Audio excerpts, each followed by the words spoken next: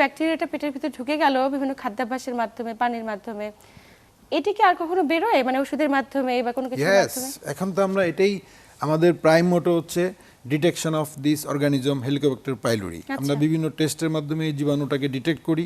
Detect করার পরে এটাকে আমরা ধ্বংস করি বা মেরে ফেলার জন্য বেশ কিছু অ্যান্টিবায়োটিক ট্রিটমেন্ট আছে, triple therapy, quadruple therapy, rescue therapy, levofloxacin base therapy. এই থেরাপির মাধ্যমে আমরা আলসারের চিকিৎসা দেই। এবং আরেকটা জিনিস আমরা দেখি যে আপনি হয়তো আমাকে কোশ্চেন করতেও পারেন যে আমরা আলসারের ওষুধ কতদিন খাবো। আলসারের ওষুধ আমরা বাজার থেকে নিয়ে রেগুলার বেসিসে খাচ্ছি, আমরা একদম মুড়ির মতো খাচ্ছি, বিকজ বাংলাদেশে আমাদের ড্রাগের কোনো রেস্ট্রিকশন নাই, কোনো লাইসেন্স নাই। লাইসেন্স আছে মানে কোনো গাইডলাইন নাই। হ্যাঁ, যে কেউ যাচ্ছে ওষুধ দিয়ে দিচ্ছে, ইভেন কি অ্যান্টিবায়োটিক। কাজেই আমরা এই যে পেপটিক আলসারের ম্যাক্সিমাম ট্রিটমেন্ট হচ্ছে 2 মাস, 2 মান্থ।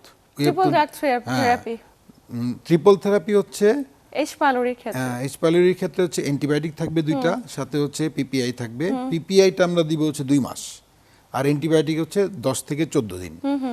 আর এই 2 মাসের পর আমরা আস্তে আস্তে ট্যাপার করব। আচ্ছা, we have to lower the dose of the drug. Taper করে আস্তে আস্তে আস্তে আস্তে এটাকে আমরা উইথড্র করব। এই জায়গাটাতে একটু ইন্টারফেয়ার করতে চাই আমি। আমরা তো অ্যান্টিবায়োটিক দিচ্ছি 14 দিনের, সেটি বেশিরভাগ ক্ষেত্রে কিন্তু রেজিস্ট্যান্ট আমাদের শরীরে। যেমনটা আপনি বলছিলেন, যেমন অতিরিক্ত পরিমাণে অ্যান্টিবায়োটিক খেয়ে ফেলছি এবং সেটি অলরেডি যখন আমরা শুরু করেছি আমাদের শরীরে বেশিরভাগ ক্ষেত্রে রেজিস্ট্যান্ট। নতুন তো কোনো অ্যান্টিবায়োটিক তৈরি হচ্ছে না আমাদের দেশে, ফার্স্ট ড্রাগ মানে ফার্স্ট জেনারেশন। এইজন্যই এই মানে অ্যান্টি এইচ পাইলোরি রেজিমেন্টের মধ্যে 3টা থেরাপি আছে। হ্যাঁ, যে first line therapy, that is triple therapy. If triple therapy is failed, then will go for the quadruple therapy, that is different antibiotic. If quadruple থেরাপির পরেও যদি পেশেন্টের সমস্যা থাকে, we have to go for another endoscopy and diagnose again there is ulcer remain or not.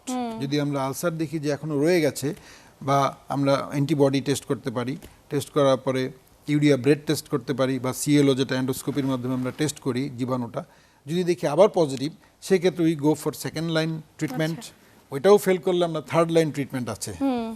এখন third line treatment পর্যন্ত তো অবশ্যই ভালো হয়ে যাওয়ার কথা। আমাদের দেশে আমরা এই হেলিকোব্যাক্টার পাইলোরি রেজিমেন্টের ক্ষেত্রে দেখি যে যেহেতু আমাদের দেশে এই জীবাণুটার প্রবণতা বেশি, এবং এটা খুবই কমন, সেক্ষেত্রে আমরা বলি যে at least one year interval we have to go for the detection of this organism.